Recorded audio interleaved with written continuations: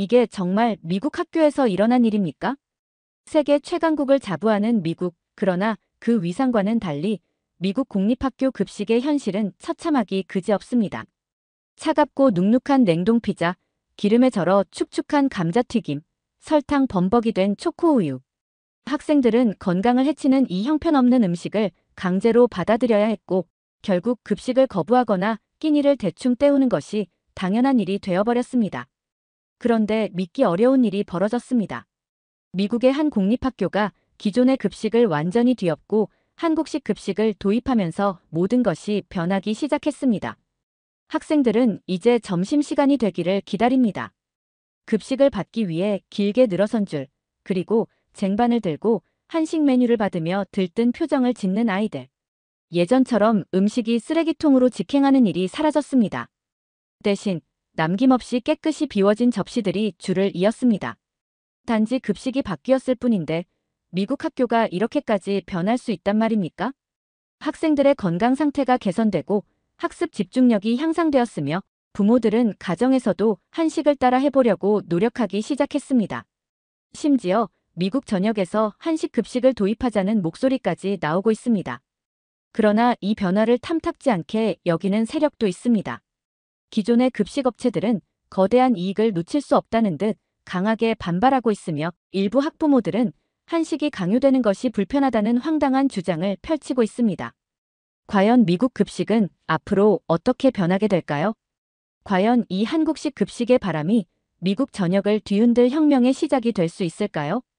어떤 사연인지 바로 시작하겠습니다. 저는 레베카, 미국의 한 유명 방송사의 탐사보도 기자입니다. 10년 넘게 현장을 누비며 수많은 특종을 터뜨렸죠. 하지만 이번에 접한 이야기는 예상치 못한 방향으로 저를 이끌었습니다. 이게 정말 미국 학교에서 찍은 영상이 맞아? 눈앞에 펼쳐진 유튜브 영상은 믿을 수 없는 광경을 담고 있었습니다. 급식실은 말 그대로 인산인해였어요. 학생들은 줄을 길게 늘어서서 설레는 표정으로 무언가를 기다리고 있었습니다. 그런데 그들이 손에 들고 있는 음식이 김밥, 불고기, 비빔밥, 그리고 양념치킨. 순식간에 1000만 조회수를 돌파한 영상 속 학생들은 한결같이 흥분한 목소리로 외쳤습니다. 이거 진짜 맛있어. 내가 평생 먹어본 급식 중 최고야. 제발 우리 학교도 이걸로 바꿔줘. 댓글 반응도 대단했습니다. 어느 학교냐? 입학하려면 어떻게 해야 하냐? 같은 글들이 쏟아졌습니다. 급식 하나로 학생들이 이렇게 열광하는 경우가 있었던가요? 솔직히 저는 급식이라는 주제로 이렇게 난리가 나는 건 처음 봤어요. 미국에서 학교 급식은 늘 문제였습니다. 냉동 피자, 기름진 감자튀김, 탄산음료, 건강을 생각한다는 명목으로 샐러드 같은 메뉴가 나오지만 결국 애들은 손도 안 대고 버리는 경우가 많았죠. 그런데 지금 학생들이 열광하는 이 급식은 전혀 다른 차원의 음식이었습니다. 저는 곧장 담당 PD에게 말했어요. 이거 우리 취재해야 해. 미국 급식이 이렇게 변할 수 있다는 건 엄청난 뉴스야. 하지만 PD는 반신반의하며 말했어요. 레베카, 그거 그냥 잠깐 유행하는 SNS 콘텐츠 아닐까? 애들 한때 반짝 좋아하고 마는 거. 아니야. 뭔가가 변하고 있어. 우리가 놓치면 안 돼. 저는 촬영팀과 함께 뉴욕 외곽의 한 공립학교로 향했습니다. 이곳이 바로 1000만 뷰를 기록한 영상 속 학교였습니다. 솔직히 말하면 출발 전까지도 반신반의했어요.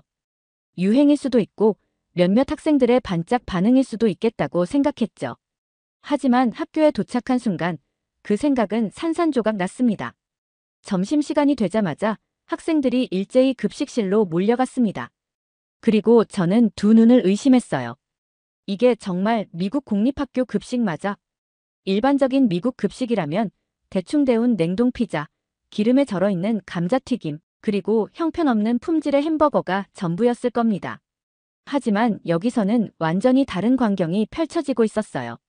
학생들은 기대에 찬 눈빛으로 쟁반을 들고 줄을 섰습니다.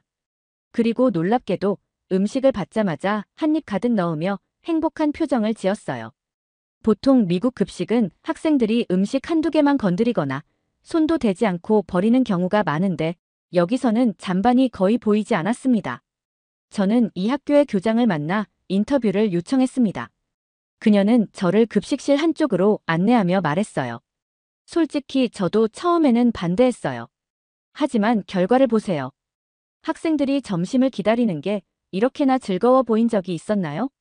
교장은 처음 한국 급식을 도입하게 된 계기를 설명해 주었습니다. 이 모든 것은 한 명의 학부모로부터 시작되었다고 했어요. 한국인 학부모가 방과 후 활동을 하는 아이들을 위해 김밥을 싸왔어요. 그런데 그 김밥이 입소문을 타면서 난리가 났죠. 급식보다 맛있고 건강에도 좋다는 반응이 나왔어요. 처음엔 우연이라고 생각했는데 나중엔 학생들이 급식을 거의 거부하고 김밥을 원하기 시작했어요. 한식이 학교에서 이렇게 폭발적인 인기를 끌 줄은 아무도 예상하지 못했다고 합니다. 하지만 학생들이 급식보다 김밥을 선호하는 상황까지 오자 학부모들은 교장에게 급식 개편을 요청하기 시작했어요. 솔직히 처음엔 황당했어요. 한국 음식을 급식으로 제공하자는 의견이 나올 줄은 상상도 못했거든요. 하지만 학부모들의 압박은 거셌고 결국 학교 측은 일주일 동안 실험적으로 한식을 제공해 보기로 했어요. 그 결과는 폭발적이었습니다. 학생들은 한식을 기다리며 자발적으로 줄을 섰고 남기지도 않았습니다. 그렇게 실험 기간이 끝난 후 이 학교는 정식으로 한식 급식을 도입했습니다. 다음 날 취재를 이어가면서도 이 광경이 믿기지 않았습니다. 학생들이 마치 고급 레스토랑에 온 것처럼 설레는 표정으로 줄을 서 있었어요. 평소라면 대충 감자튀김을 몇 개 집어먹고 남은 음식을 쓰레기통에 던져버릴 아이들이 오늘은 밥 한 톨까지 남기지 않겠다는 듯 집중해서 먹고 있었습니다. 궁금증을 참지 못한 저는 한쪽에서 식사 중인 학생들에게 다가갔습니다. 안녕. 기자인데 너희 급식이 요즘 엄청 화제가 되고 있다는 거 알고 있어? 제 말을 들은 학생들은 신이 나서 휴대폰을 꺼내더니 급식 사진을 보여주기 시작했어요. 당연하죠. 제 SNS에 올렸는데 친구들이 진짜 학교 급식 맞냐고 난리였어요. 점심시간이 하루 중 가장 신나는 시간이 됐어요. 학생들은 하나같이 급식이 완전히 바뀌고 나서 학교 생활이 달라졌다고 했습니다. 예전 급식은 솔직히 말해서 그냥 먹을 수밖에 없어서 먹었어요. 하지만 지금은 급식이 나오기만을 기다려요. 한 남학생이 큰 숟가락으로 밥을 한 입 가득 퍼먹으며 말했습니다. 이거 보세요. 저는 원래 급식 거의 안 먹고 집에 가서 과자 먹었거든요. 근데 요즘은 점심시간 전에 배고파지는 게 처음이에요. 저는 이 변화를 조금 더 분석하고 싶었어요. 단순히 맛있어서라고 하기엔 반응이 너무 극적이었습니다. 학생들이 급식에 이렇게까지 몰입하는 이유가 분명 있을 거라고 생각했죠. 그래서 저는 몇몇 학생들에게 추가로 질문을 던졌습니다. 특히 어떤 메뉴가 제일 좋아? 질문이 끝나기가 무섭게 학생들은 각자 목소리를 높이며 서로의 의견을 내기 시작했습니다. 양념치킨이요. 진짜 미쳤어요. 미국에서 먹던 치킨이랑 완전 달라요. 비빔밥이 최고죠. 색깔도 진짜 예쁘잖아요. 김밥도요. 예전엔 샌드위치만 먹었는데 김밥은 질리지 않아요. 솔직히 저는 아이들이 김밥을 좋아한다는 말이 제일 의외였어요. 원래 미국에서는 김밥이 낯선 음식이라 일부러 먹으려고 하지 않는 경향이 있거든요. 그런데 이 학교에서는 학생들이 자발적으로 김밥을 골라 먹고 있었습니다. 처음엔 이상했어요. 근데 먹어보니까 너무 맛있고 매일 먹어도 질리지 않아요. 이 말을 들으면서 저는 한 가지 중요한 사실을 깨달았습니다. 학생들은 맛있는 음식을 원하는 것이 아니었습니다. 그들은 다양한 음식을 원하고 있었어요. 미국 급식의 가장 큰 문제는 음식이 단조롭다는 것입니다. 햄버거, 피자, 감자튀김 결국 메뉴가 거의 똑같아요. 반면 한국 급식은 매일 다른 메뉴가 제공되었고 조리 방식도 다양했습니다. 튀김, 찜, 볶음, 무침, 국물 요리까지 그러니 학생들이 지루해할 틈이 없었던 거죠. 저는 학생들과의 인터뷰를 마친 뒤 학교를 떠나기 전 한 가지 궁금한 점을 확인하고 싶었습니다. 이 급식 열풍이 이 학교 안에서만 일어난 현상인지 아니면 더 넓게 퍼지고 있는지 말이죠. 학생들이 급식 사진을 SNS에 자주 올리나요? 이 질문에 한 학생이 즉시 대답했습니다. 완전 많이요. 처음에 몇 명이 올리기 시작했는데 지금은 다들 점심시간마다 사진 찍어요. 그 말을 듣고 저는 직접 확인해 보기로 했습니다. 휴대폰을 꺼내 해시태그 한식급식, 해시태그 한국급식, 해시태그 학교급식혁명 같은 해시태그를 검색했어요. 그리고 저는 깜짝 놀랐습니다. 이게 다 이 학교 급식 사진이라고. 수천 개의 게시물이 올라와 있었습니다. 학생들이 올린 급식 사진은 하루 이틀 사이에 SNS 트렌드에 오를 정도로 폭발적인 반응을 얻고 있었습니다. 이게 미국 학교 급식이라고. 우리 학교는 왜 이렇지? 제발 우리 학교도 한국 급식 도입 좀 해줘.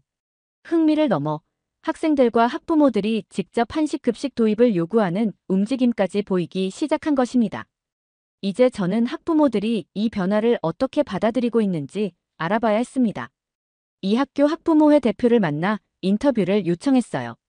솔직히 처음엔 반대하는 부모들도 있었어요. 대표는 예상치 못한 말을 꺼냈습니다. 미국 급식에 익숙하니까요. 그리고 일부 부모들은 애들이 낯선 음식을 안 먹을 거다. 매운 음식이 나올 수도 있다 같은 걱정을 했죠. 하지만 정작 아이들이 먼저 한식에 빠져버렸어요. 학생들이 먼저 좋아하기 시작하니 부모들도 자연스럽게 관심을 가지게 된 것이었습니다. 그러다 우리도 집에서 한식을 만들어 보자고 했어요. 유튜브에서 김밥이나 불고기 만드는 법을 찾아보고 따라했죠. 처음엔 서툴렀지만 우리 아이들이 엄마 학교에서 먹던 거랑 비슷해 라고 말할 때마다 점점 자신감이 생기더라고요. 놀랍게도 한식 급식의 변화가 가정의 식문화까지 바꾸고 있었습니다. 그렇다면 이 학교 외에 다른 곳에서도 비슷한 변화가 일어나고 있을까요? 저는 학교 관계자에게 물었습니다. 혹시 다른 학교에서도 한식 급식 도입을 검토하고 있나요? 교장은 미소를 지으며 말했습니다. 이미 몇몇 학교에서 문의가 왔어요. 급식 혁신을 고민하던 교장들이 우리 사례를 보고 관심을 보이고 있습니다. 그 순간 저는 확신했습니다. 이건 미국 급식 문화 자체를 뒤흔드는 변화가 될 수 있다. 한식 급식이 이토록 뜨거운 반응을 얻고 있는 이유가 궁금했던 저는 이 학교의 영양사를 직접 만나보기로 했습니다. 영양사 사무실 문을 두드리자 반갑게 맞아준 사람은 미국인 영양사 메리 콜린스 씨였습니다. 그는 한식 급식 도입 프로젝트의 핵심 인물이었어요. 저도 이 변화가 이렇게까지 클 줄은 몰랐어요. 그녀는 서류 더미가 쌓인 책상을 정리하며 웃었어요. 벽에는 한 달치 급식 메뉴표가 붙어 있었는데 놀랍게도 김치찌개, 잡채, 불고기, 닭갈비 같은 한식 메뉴들이 일정에 자리 잡고 있었습니다. 이전까지 미국 급식이 어떻게 운영되었는지 아세요? 당연히 알고 있었죠. 냉동식품을 대량으로 구매해 대충 해동해서 제공하는 방식. 신선한 재료를 사용하는 경우는 드물었고 영양 균형보다는 비용 절감과 빠른 조리에 초점이 맞춰져 있었습니다. 메리는 그 점을 짚으며 한숨을 내쉬었어요. 그게 바로 문제였어요. 아이들이 건강한 음식을 먹을 기회조차 없었던 거죠. 그녀는 종이 몇 장을 꺼내 보여줬습니다. 이건 예전 미국 급식표예요. 그리고 이건 지금 우리가 운영하는 한국 급식표죠. 보세요. 차이는 명확했습니다. 탄수화물, 단백질, 섬유질, 비타민이 고루 포함된 균형 잡힌 식단. 그리고 하루도 같은 메뉴가 반복되지 않는 다양한 음식 구성. 저는 놀라서 물었습니다. 이걸 운영하는 게 가능해요? 미국 학교 예산으로. 메리는 웃으며 대답했어요. 바로 그 점이 우리가 해결해야 할 과제였어요. 한국처럼 무상급식 시스템이 없는 미국에서 이걸 도입하려면 예산을 철저하게 짜야 했죠. 하지만 방법이 있었어요. 그녀는 한 장의 보고서를 내밀었습니다. 현지 농산물 사용, 조리 시스템 변경, 급식 모니터링 시스템. 미국 급식은 대기업이 독점한 공급망 때문에 불필요한 비용이 발생하는 구조였어요. 하지만 이 시스템을 도입하면서 중간 유통비를 줄이고 신선한 재료를 직접 공급받는 구조로 변경한 것이 성공 요인이었죠. 그럼 이 변화로 가장 크게 달라진 점이 뭔가요? 메리는 즉시 대답했습니다. 아이들이 급식을 남기지 않아요. 그녀는 창밖을 가리켰습니다. 저 멀리 보이는 쓰레기통. 예전에는 점심시간만 지나면 급식 음식들이 수북이 쌓여 있었어요. 미국 급식은 학생들이 좋아하지 않는 음식을 강제로 먹이는 방식이었어요. 하지만 한식 급식은 학생들이 먹고 싶어서 먹는 시스템이 되었던 것입니다. 그 순간 저는 알았어요. 이건 한국 음식의 문제가 아니다. 급식에 대한 철학 자체가 다른 것이다. 그리고 그 철학이 지금 미국 급식 문화를 뒤흔들고 있었습니다. 저는 한식 급식이 학생들에게 어떤 영향을 미쳤는지 직접 확인하기 위해 며칠 동안 이 학교를 방문하며 변화를 추적하기로 했습니다. 맛있다는 반응만으로는 설명할 수 없는 무언가가 있을 거라 확신했거든요. 첫 번째로 저는 몇몇 교사들을 찾아갔습니다. 아이들이 급식을 바꾼 이후로 수업 분위기에 변화가 있나요? 이 질문에 담임 교사인 밀러는 망설임 없이 고개를 끄덕였습니다. 완전히 달라졌어요. 점심시간 이후 수업에서 집중력이 몰라보게 좋아졌죠. 솔직히 전에는 오후 수업은 거의 포기한 상태였어요. 미국 학교에서는 점심시간이 지나면 학생들의 집중력이 급격히 떨어지는 경우가 많습니다. 과도한 탄수화물과 지방, 당분이 들어간 급식을 먹은 후에는 에너지가 순간적으로 치솟다가 곧 급격히 가라앉는 당 충격 현상이 일어나죠. 학생들은 수업 내내 꾸벅꾸벅 졸거나 짜증을 내고 심지어 교실에서 싸움이 나기도 합니다. 하지만 한식 급식이 도입된 후 그런 문제들이 눈에 띄게 줄어들었다고 했어요. 단백질과 채소가 균형 있게 들어간 식단 덕분인지 아이들이 점심을 먹고 나서도 안정적으로 에너지를 유지해요. 오후 수업도 예전보다 훨씬 원활해졌어요. 아이들의 몸이 변하고 있었다. 교사들의 말을 듣고 저는 직접 학생들을 관찰하기 시작했습니다. 그러던 중 운동장에서 친구들과 뛰어놀고 있는 한 학생이 눈에 들어왔습니다. 유난히 밝고 활기찬 모습이었죠. 그런데 놀랍게도 몇 달 전까지만 해도 비만 문제로 운동을 꺼리던 아이라고 들었습니다. 저는 조심스럽게 다가가 말을 걸었습니다. 혹시 급식 바뀐 이후로 몸 상태가 달라진 걸 느낀 적 있어? 그 학생은 숨을 고르며 대답했습니다. 예전에는 점심 먹고 나면 졸리고 움직이기 싫었는데 이제는 몸이 훨씬 가벼워진 느낌이에요. 그 말을 들은 저는 곧장 보건교사를 찾아가 통계를 확인했습니다. 보건교사는 차트를 보여주며 말했습니다. 단 몇 달 만에 학생들의 평균 체중이 감소하고 있어요. 과체중이었던 학생들의 체지방 수치도 눈에 띄게 내려가고 있습니다. 이런 변화를 전해 듣고 저는 다시 학부모들과 이야기를 나눴습니다. 흥미로운 사실이 하나 있었어요. 처음부터 한식 급식을 반겼던 학부모들만 있었던 것이 아니었습니다. 솔직히 처음엔 반대했어요. 저는 깜짝 놀랐습니다. 이 말을 한 사람은 바로 학부모회에서 활동하는 로라 씨였어요. 전통적인 미국식 급식에 익숙했으니까요. 한식이 우리 아이들이 좋아할 거라는 확신이 없었어요. 그녀는 처음에는 급식 개편을 반대하는 입장이었지만 아이들의 반응이 바뀌는 것을 보고 마음을 열었다고 했습니다. 어느 날 아이가 집에 오더니 엄마 학교에서 먹은 김치볶음밥이 너무 맛있었어. 라고 하더라고요. 충격이었죠. 제 아이가 매운 음식은 절대 못 먹는 줄 알았거든요. 이제 저는 마지막 질문을 던져야 했습니다. 미국 전역으로 이 시스템이 확산될 가능성이 있을까요? 그녀는 잠시 생각하더니 조심스럽게 말했습니다. 가능하다고 생각해요. 하지만 아직 넘어야 할 장벽이 많아요. 현재 미국 급식 시장은 몇몇 거대 기업이 독점하고 있습니다. 기존 방식대로 저렴한 냉동식품을 공급하는 게 그들에게는 훨씬 이득이죠.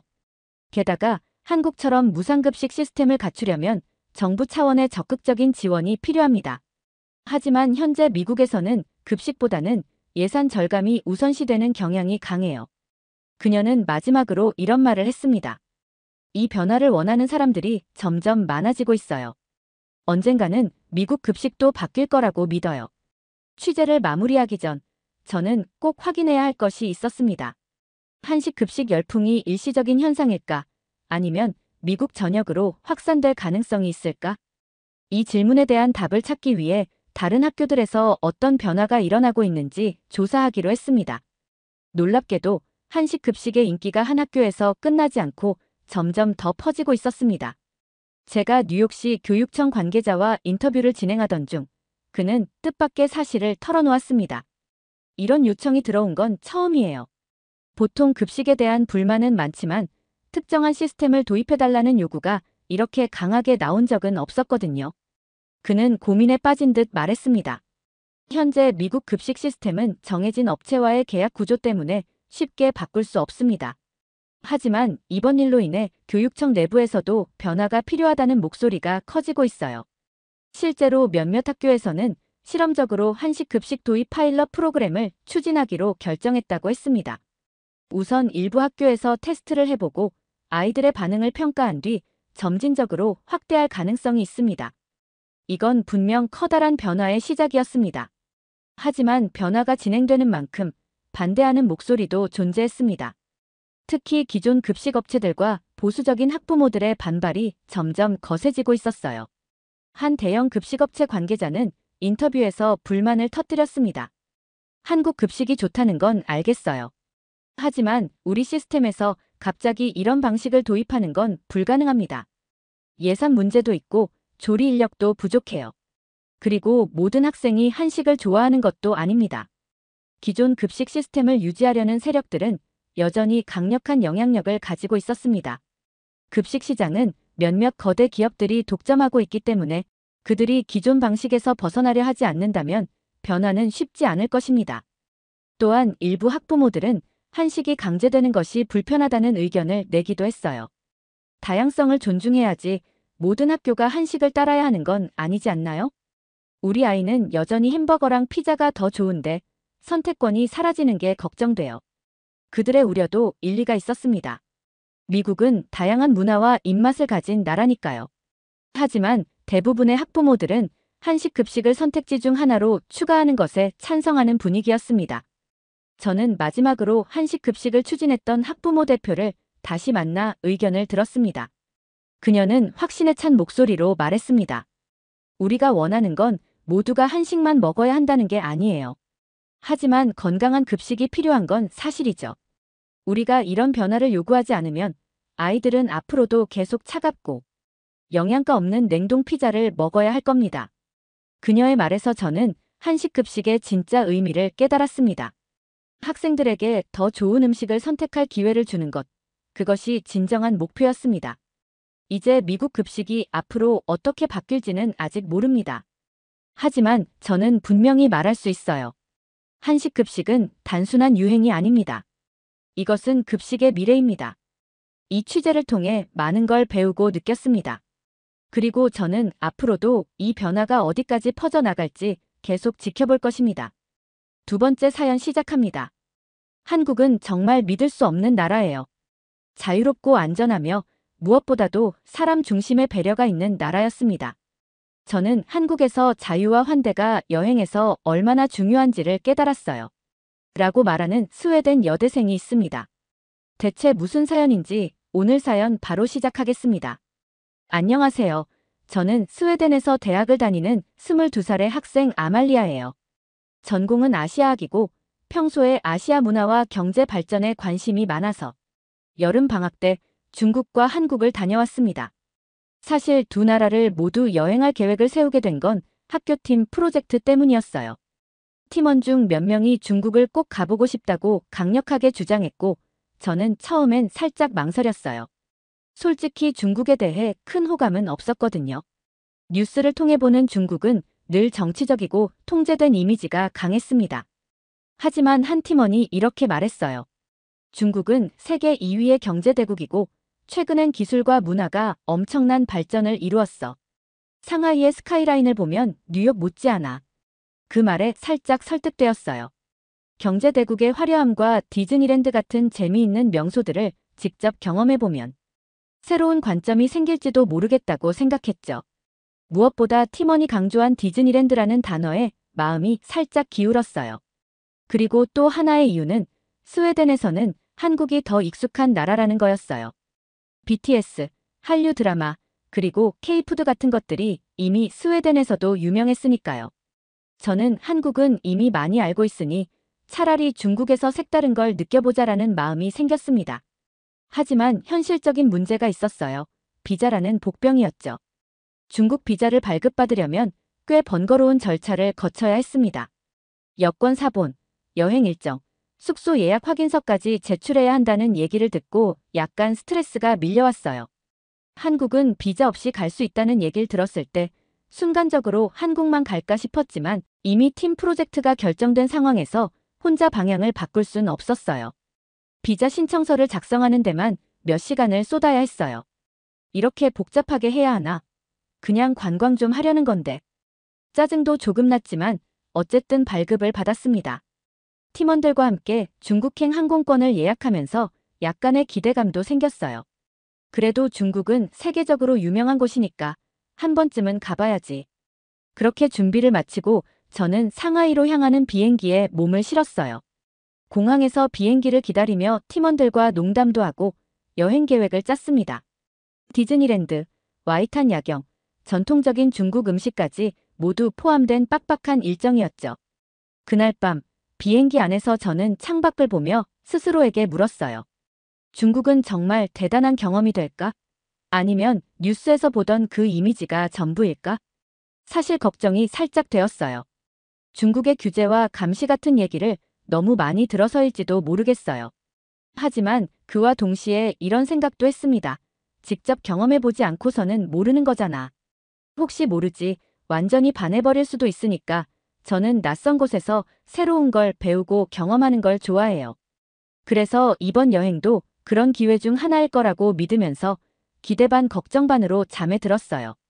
비행기가 상하이 푸둥 국제공항에 도착했을 때 저는 두근거리는 마음으로 입국 심사대로 향했어요. 드디어 중국이야. 라는 생각에 설렘도 있었죠. 하지만 현실은 조금 달랐습니다. 입국 심사줄이 끝이 보이지 않을 만큼 길었어요. 저와 팀원들은 거의 2시간을 서 있었고 심사대에 도착했을 때도 모든 게 느리게 진행됐어요. 중국어로 무언가 물어보는 심사관의 말에 저는 그저 여권을 건네며 어색하게 웃을 수밖에 없었어요.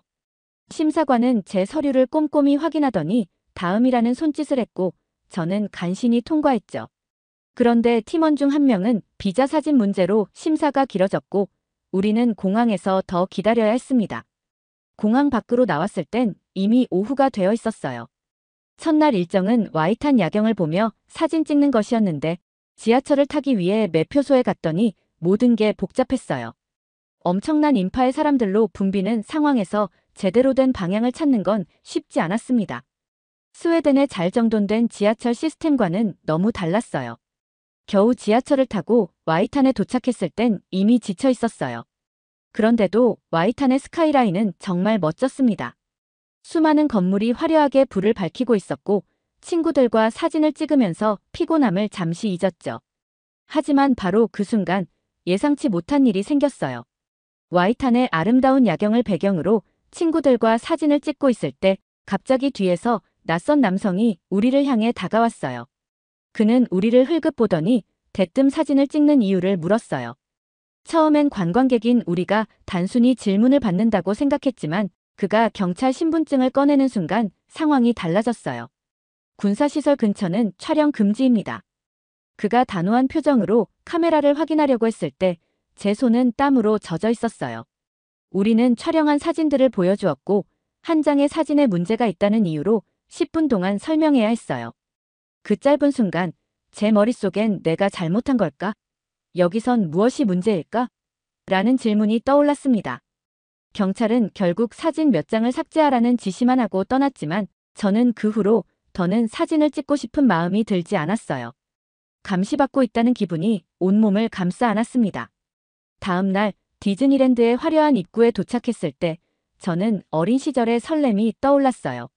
하지만 긴 줄을 보는 순간 그 설렘은 한꺼번에 식어버렸습니다.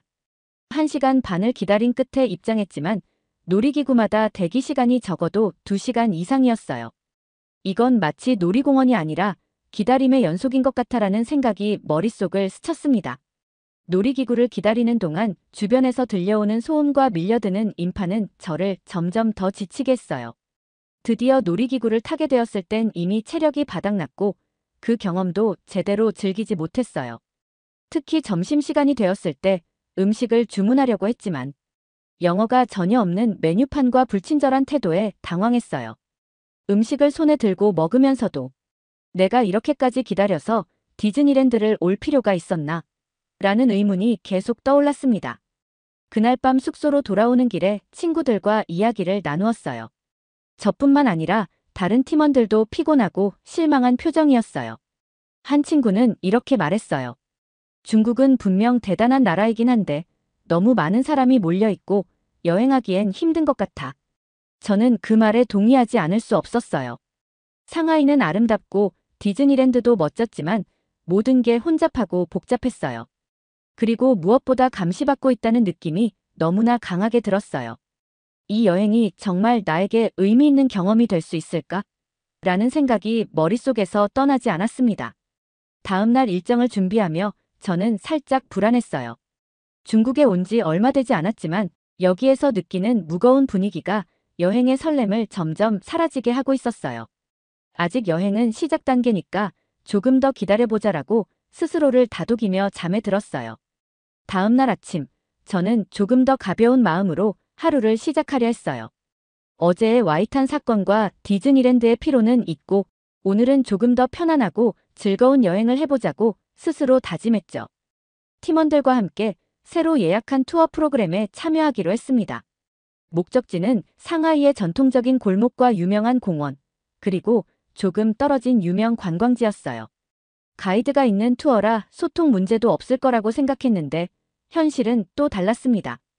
가이드는 대부분 중국어로 설명을 했고 영어는 간단한 단어로만 표현했어요. 문화적인 배경이나 역사적인 설명을 이해하고 싶었지만 저는 그저 풍경을 바라보는 수밖에 없었어요. 내가 여기서 뭘 보고 있는 걸까? 라는 생각이 계속 맴돌았어요. 그날의 첫 목적지는 한적한 분위기의 전통 골목이었어요. 저희는 골목을 거닐며 사진도 찍고 작은 가게에서 물건도 구경했어요. 처음에는 꽤 아늑하게 느껴졌어요. 하지만 불편한 시선이 따라다니는 느낌을 지울 수 없었어요. 한참 걷다가 길모퉁이에서 사진을 찍는데 또 다른 경찰이 나타났어요. 이번엔 특별히 문제를 삼진 않았지만 그들의 날카로운 시선이 계속 제 신경을 거슬렀습니다. 여긴 자유롭게 사진조차 찍을 수 없는 건가? 라고 저는 속으로 생각했어요. 친구들도 저와 같은 기분을 느낀 것 같았어요. 그냥 조용히 걷자라며 사진 찍는 것을 멈추기로 했죠. 다음 목적지는 상하이의 대표적인 공원이었어요. 가이드가 이곳은 지역 주민들이 많이 찾는 곳이라며 추천했는데 공원 자체는 평화로웠어요. 하지만 공원 입구에서 대규모 CCTV 카메라를 보고 저절로 움찔했어요. 어디를 가든 사람들이 보는 것 같다는 느낌이 있었거든요. 그러다 한 가지 일이 벌어졌어요. 한 팀원이 공원 구석에서 특이한 장식을 발견하고 사진을 찍으려다가 공원 관리인에게 제지를 받았어요. 여긴 사진을 찍으면 안 되는 곳이라면서 자세한 설명도 없이 막아섰어요. 왜 안 되는지는 모르겠지만 저희는 그저 고개를 끄덕이며 뒤로 물러났어요. 이 상황이 반복되자 저는 점점 더 불안해졌어요. 스웨덴에서는 어디든 자유롭게 사진을 찍을 수 있었고 사람들이 어떤 행동을 하든 큰 제약을 받는 일이 거의 없었거든요. 하지만 여기선 마치 제가 무언가를 잘못하고 있다는 기분이 들었어요. 저녁에는 팀원들과 함께 대형 쇼핑몰을 방문했습니다. 쇼핑몰은 화려했고 사람들로 북적였지만 입구에서부터 예상치 못한 일이 벌어졌습니다. 모든 방문자는 QR코드를 스캔하셔야 합니다. 입구에 서 있던 경비원이 차가운 표정으로 저를 바라보며 말했습니다. 저는 당황했지만 안내를 따라 QR코드를 스캔했습니다. 그런데 그 다음 요청이 더 이상했습니다. 여권을 제시해주세요. 순간 저는 너무 불쾌했습니다. 단순히 쇼핑을 하러 들어가려는데 왜 제 신분을 확인해야 하는지 이해할 수 없었기 때문입니다. 저는 관광객인데 여권까지 보여줘야 하나요? 하지만 경비원의 표정은 전혀 바뀌지 않았습니다. 그저 당연하다는 듯 제 여권을 확인한 뒤에야 입장이 가능했습니다. 쇼핑몰 안에서도 비슷한 일이 반복되었어요. 화장품 매장에서 제품 사진을 찍으려던 순간 직원이 급히 달려와 사진 촬영을 막았습니다. 순간 움찔하며 카메라를 내렸지만 그들의 표정은 너무나 긴장되어 있었습니다. 숙소로 돌아와 팀원들과 대화를 나누었습니다. 저만 이상하게 느낀 것이 아니었죠. 모든 곳에서 QR코드를 요구하고 행동을 기록하는 것 같아요.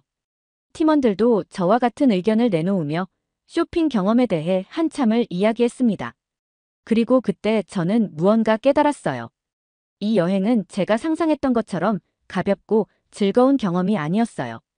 여기서의 모든 행동은 감시 아래 있다는 느낌이 저를 너무 불편하게 만들고 있었습니다.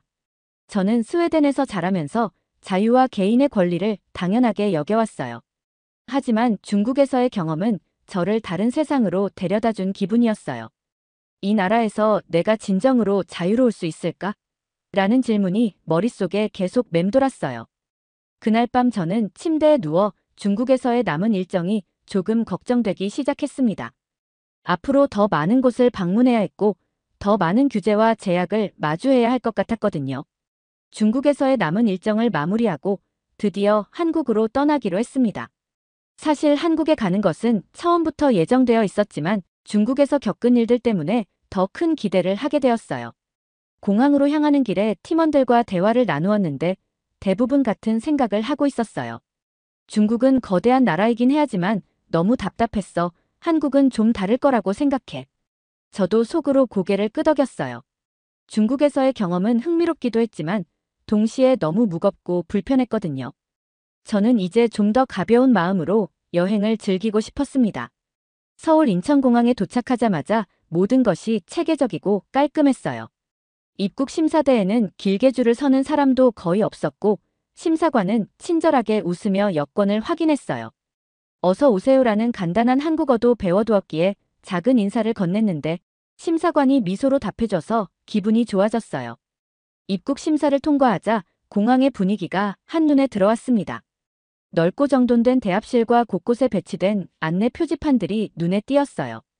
스웨덴 공항만큼이나 깔끔하고 체계적이라는 느낌이 들었죠. 가장 인상적이었던 건 공항 내의 무료 와이파이였어요. 중국에 있을 때는 구글이나 페이스북에 접속하려면 VPN이 필요했기 때문에 친구들과 연락하거나 정보를 검색하기가 굉장히 불편했었거든요. 하지만 여기선 스마트폰만 켜면 바로 연결됐어요. 저는 공항에서 대중교통 정보를 검색하며 서울로 가는 방법을 찾았습니다. 너무 간단하고 빠르게 정보가 나오자 친구들이 웃으며 이렇게 말했어요. 이제야 제대로 여행을 시작하는 기분이야. 공항철도를 타고 서울 시내로 이동하는 동안 창밖을 보며 한국에 대한 첫 인상을 떠올렸어요. 모든 것이 정돈된 느낌이었고 거리가 너무 깨끗했습니다. 스웨덴의 도시와 비슷한 느낌도 있었지만 뭔가 더 활기차고 생동감 있는 분위기가 느껴졌어요. 서울역에 도착했을 땐 정말 놀랐어요. 역 안은 복잡하면서도 혼란스럽지 않았고 사람들이 질서정연하게 움직이고 있었어요. 한국어와 영어로 안내된 표지판 덕분에 어디로 가야 할지 금방 알 수 있었죠. 짐을 들고 헤매던 우리를 보고 한 한국인이 다가와 도움을 주었어요. 그는 유창한 영어로 숙소 방향을 알려주었고 필요한 앱까지 추천해줬어요. 스웨덴에서도 낯선 사람에게 도움을 받는 일이 흔하진 않은데 여기선 아무렇지 않게 다가오는 친절함이 신선하게 느껴졌어요. 숙소에 도착해 짐을 풀고 나니 저녁 시간이 되었어요. 친구들과 함께 근처 식당에서 첫 한국 음식을 먹기로 했죠. 메뉴판을 보고 처음엔 살짝 당황했어요. 한국어로만 적힌 부분도 있었지만 다행히 사진이 함께 있어서 어렵지 않게 주문할 수 있었습니다. 한국식 바비큐를 시켰는데 음식이 나오자마자 모두의 얼굴이 환해졌어요. 바비큐는 정말 맛있었고 반찬이라는 작은 접시들까지 계속 리필해주는 서비스에 감동했어요. 저는 이 작은 것 하나하나에서 한국의 배려를 느꼈습니다. 한 팀원이 이렇게 말했어요. 중국이랑 비교하면 여긴 서비스가 훨씬 더 좋은 것 같아. 저는 고개를 끄덕이며 대답했어요. 이 나라엔 정말 사람들이 신경 써주는 느낌이야. 모든 게 관광객을 환영하는 것 같아. 그날 밤 저는 숙소 창문 너머로 보이는 서울의 야경을 바라보며 오늘 하루를 정리했어요. 중국에서의 답답함과는 완전히 다른 감정이 들었습니다. 저는 이제 이곳에서 어떤 경험을 하게 될지 기대하기 시작했어요. 한국은 이미 첫 인상만으로도 저를 사로잡고 있었거든요. 다음 날 아침, 저는 팀원들과 서울의 대중교통을 이용해 첫 번째 목적지인 경복궁으로 향하기로 했어요. 숙소에서 가까운 지하철역까지 걸어가는 동안 우리는 주변 풍경을 살펴봤어요. 거리 곳곳에 놓인 작은 카페와 상점들, 정돈된 도로, 그리고 한눈에 들어오는 깨끗한 도시의 모습이 인상적이었어요. 저희는 지하철에 타자마자 주변 사람들을 살펴보았습니다. 사람들은 각자 스마트폰을 들고 있었지만 그 누구도 소리내어 대화하거나 통화를 하는 모습은 보이지 않았어요. 저는 그 모습에 정말 깜짝 놀랐어요. 사실 스웨덴에서는 지하철에서 사람들의 대화 소리나 전화 통화 소리가 자주 들리기 마련이었거든요. 그런데 서울은 너무나도 조용했어요. 우리는 자연스럽게 고요한 분위기에 동화되었어요. 사람들은 서로 가까이 앉아 있긴 했지만 불편하거나 소란스러운 분위기가 전혀 없었어요. 제 옆에 앉은 한 한국인 분이 스마트폰을 꺼내들고 화면을 보고 있었지만 소리 하나 없이 조용히 그것에 집중하고 있었어요. 주변 사람들 또한 마찬가지였어요. 각자의 공간을 침범하지 않으려고 매우 조심스럽게 행동하는 게 보였어요. 우와, 이건 정말 대단하다 속으로 생각했어요. 스웨덴에서도 지하철 내 예의가 중요하긴 하지만 서울에서는 그 예의가 마치 몸에 배인 듯 자연스럽게 흐르고 있었어요. 사람들의 차분함과 조용함은 마치 모든 것이 잘 정리되어 있는 듯한 느낌을 주었습니다. 불과 하루 전에 중국에서 지하철을 탔을 때는 사람들이 거칠게 서로 부딪히며 큰 소리로 통화하는 모습이 흔했거든요. 그런 분위기 속에서는 사람들의 개인 공간이나 타인을 배려하는 모습은 거의 찾아보기 어려웠죠. 그런데 서울은 바로 옆에 있는 나라인데 이렇게나 다를 수 있다는 사실이 정말 신기했어요. 경복궁에 도착했을 땐 맑은 하늘 아래 펼쳐진 전통 건축물이 저희를 반겼어요. 입구에서 한복 대여점이 보였는데 저는 평소 한국 드라마에서 보던 한복을 직접 입어보고 싶어서 팀원들과 함께 한복을 빌려 입고 경복궁 안을 돌아다니기 시작했어요. 사람들이 우리를 보며 환하게 웃어줬고 몇몇은 함께 사진을 찍자고 요청하기도 했어요. 저는 그 순간 정말 이 나라의 전통과 문화를 가까이 느낄 수 있어서 행복했습니다. 점심시간이 다가오자 우리는 근처에서 전통 음식을 맛보기로 했어요.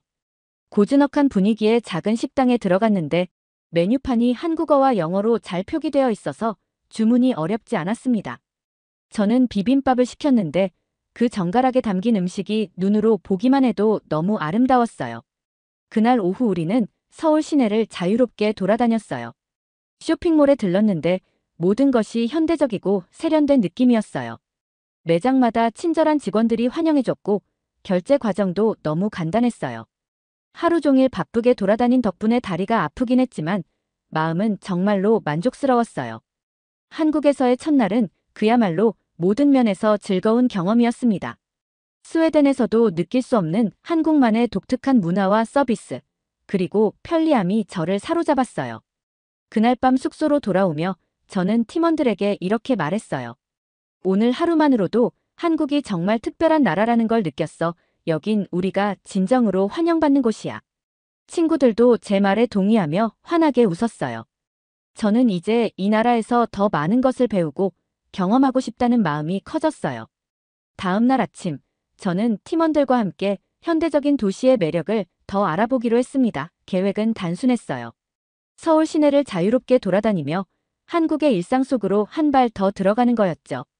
우선 대중교통 앱을 이용해 목적지를 정했어요. 앱은 한국어뿐만 아니라 영어로도 모든 정보를 제공했어요. 저희가 가려는 곳의 가장 빠른 경로와 정확한 도착 시간을 알려줬는데 이런 디지털 시스템이 완벽하게 작동하는 게 인상적이었어요. 지하철을 기다리며 친구들과 얘기를 나눴는데 모두 한국의 디지털 환경에 놀라고 있었어요. 스웨덴에서도 기술이 발달했다고 생각했지만 여기서는 기술이 사람의 일상을 얼마나 편리하게 만들어줄 수 있는지를 직접 체감할 수 있었거든요. 지하철에서 내려 첫 번째로 향한 곳은 동대문 디자인 플라자였어요. 현대적인 건축물이면서도 주변 풍경과 자연스럽게 어우러진 그 모습은 정말 매력적이었죠. 안에 들어가니 디지털 전시와 상호작용할 수 있는 공간들이 있었는데 이곳이 단순한 전시장이 아니라 기술과 창의성이 결합된 장소라는 걸 느꼈어요. 저희는 디지털 아트와 가상현실 체험도 해봤는데 마치 미래 속에 들어온 것 같은 기분이 들었어요. 점심시간이 가까워지자 저희는 근처에서 음식을 먹기로 했습니다. 팀원 중 한 명이 한국에서는 배달 앱이 정말 유명하대라고 말하며 앱을 이용해 음식을 주문하자고 제안했어요. 저는 처음엔 조금 의아했어요. 여행 중에 굳이 배달 음식을 먹어야 하나 싶었거든요. 하지만 경험 삼아 해보자는 의견에 동의했어요. 앱을 설치하고 사용해보니 정말 간단했습니다. 영어로 제공되는 메뉴와 결제 시스템 덕분에 주문하는데 어려움이 전혀 없었어요. 심지어 예상 도착 시간까지 정확히 표시되었고 음식이 도착하기까지 30분도 채 걸리지 않았어요. 배달원이 친절하게 음식을 건네주며 맛있게 드세요라는 한국어 인사를 건넸고 저는 어설픈 발음으로 감사합니다라고 대답했어요. 음식을 먹으며 친구들과 이야기를 나눴어요. 이건 정말 혁명적인 서비스 같아. 내가 필요할 때 원하는 곳으로 음식을 가져다 주다니 완전 최고야. 저는 친구의 말에 고개를 끄덕이며 이렇게 대답했어요. 여기선 모든 게 사람을 중심으로 설계된 것 같아. 기술이 단순히 화려하기만 한 게 아니라 실제로 생활에 큰 도움을 주고 있어. 점심을 먹은 후 우리는 서울의 쇼핑 거리로 향했어요. 한강진에 위치한 대형 쇼핑몰은 모든 것이 현대적이고 세련된 느낌이었어요. 매장마다 최신 디지털 기기를 배치해 쇼핑이 더 편리하도록 만들어졌고 QR코드를 스캔하면 제품 정보를 쉽게 확인할 수 있었어요. 저는 서울의 밤하늘을 바라보며 오늘 하루를 돌아봤습니다. 기술과 창의성이 일상에 녹아들어 사람들을 편리하게 만드는 이 나라의 매력이 점점 더 저를 사로잡고 있었어요. 이런 나라라면 더 오래 머물고 싶다는 생각을 품으며 설렘 속에 잠이 들었어요.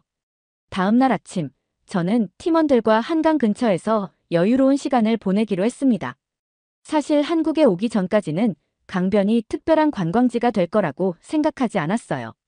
하지만 이곳에 와보니 한강 주변은 그저 물 흐르는 강이 아니라 서울 사람들의 일상과 여가가 살아 숨쉬는 공간이라는 걸 알게 되었어요. 한강 공원에 도착했을 때 평온하면서도 활기찬 분위기가 가득했습니다. 자전거를 타는 사람들, 피크닉을 즐기는 가족들, 강가를 따라 조깅하는 사람들까지 모두가 자연스럽게 자신만의 시간을 즐기고 있었죠. 특히 놀라웠던 건 주변이 굉장히 깨끗하다는 점이었어요. 쓰레기를 찾아볼 수 없었고 심지어 공원의 화장실조차 스웨덴에서 볼 법한 고급 시설처럼 관리되어 있었어요. 우리는 자전거를 대여해 한강을 따라 달리기로 했어요. 스마트폰 앱으로 자전거 대여소를 찾아 QR코드로 간단히 빌릴 수 있었죠. 자전거를 타고 강변을 따라가다 보니 바람이 시원하게 불어오고 도시의 전경이 한눈에 들어왔어요. 이게 진짜 서울의 모습이구나 싶었습니다.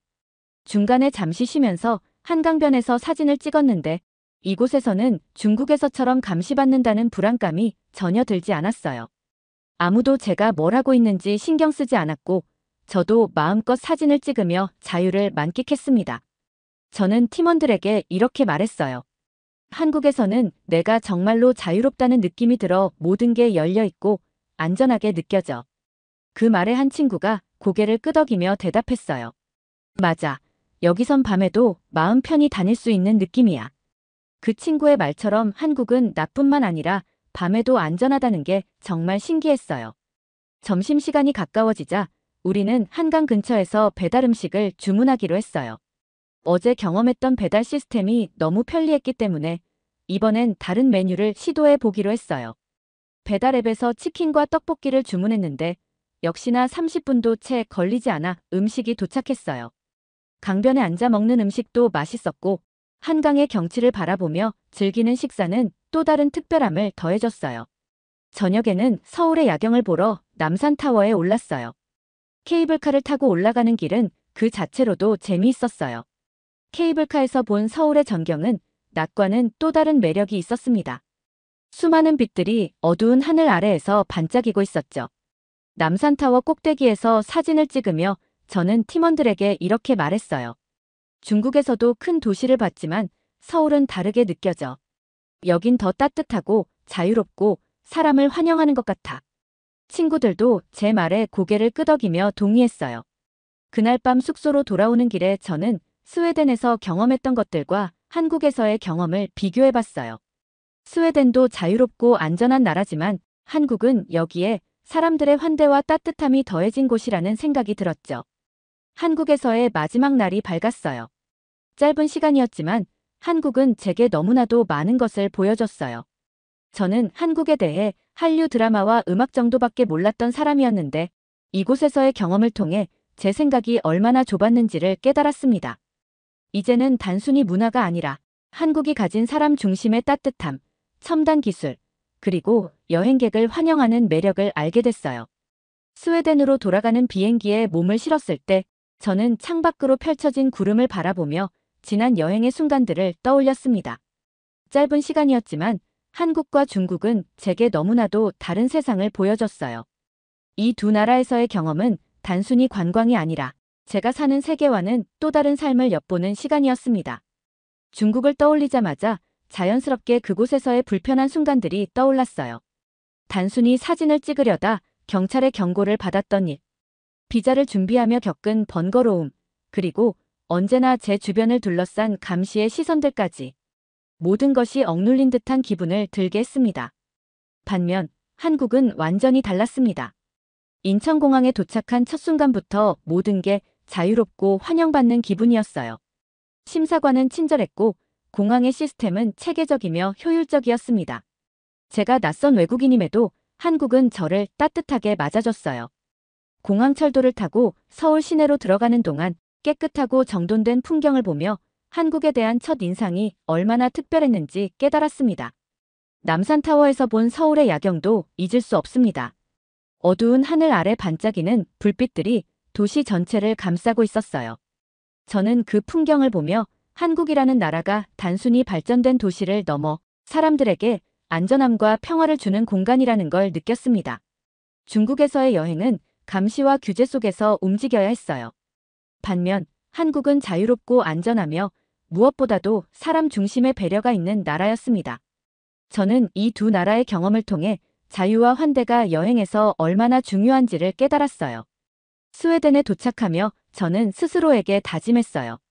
언젠가 꼭 다시 한국에 가야겠어. 더 오래 머물면서 더 많은 것을 배우고 싶어. 한국은 제게 단순한 여행지가 아니라 자유와 따뜻함의 가치를 일깨워준 특별한 나라로 남게 되었으니까요.